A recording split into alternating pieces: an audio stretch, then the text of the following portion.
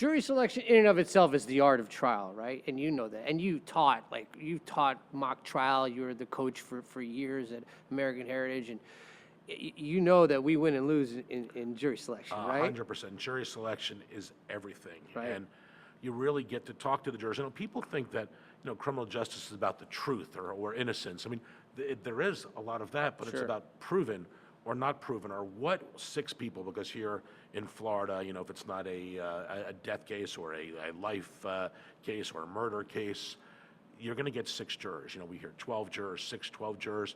It's about whatever the number of jurors is finding the 6 people or the 12 people that are going to be able to listen to buy what it is that you want to sell. And I don't want to equate us to salesmen, because people are like, oh, lawyers, used car salesmen, but it's about finding those jurors, talking to them, their experience.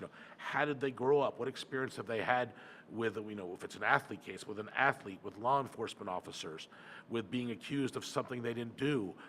If it's a domestic violence case, talking to the jurors if they've had experience, with domestic violence, so you understand what point of reference, what those 6 or 12 people are going to understand that you can talk to, and yet you can, when I use the term sell, that you can say, this is what happened, and they're willing to listen and buy your argument. Because some 6 people, and I've seen this happen before, when I've split jurors with a co-defendant, there have been similar facts. The 6 people have found someone not guilty, and another 6 people have found someone guilty under the same set of facts. And that makes you wonder, is our system about guilt or innocence, or is it about, perspective and perception? And jury selection, that's where perception, where you pick your players and who's going to listen, that's really where you win or you lose your case. Right, and it's challenging enough when it's a person that's not a celebrity or high profile.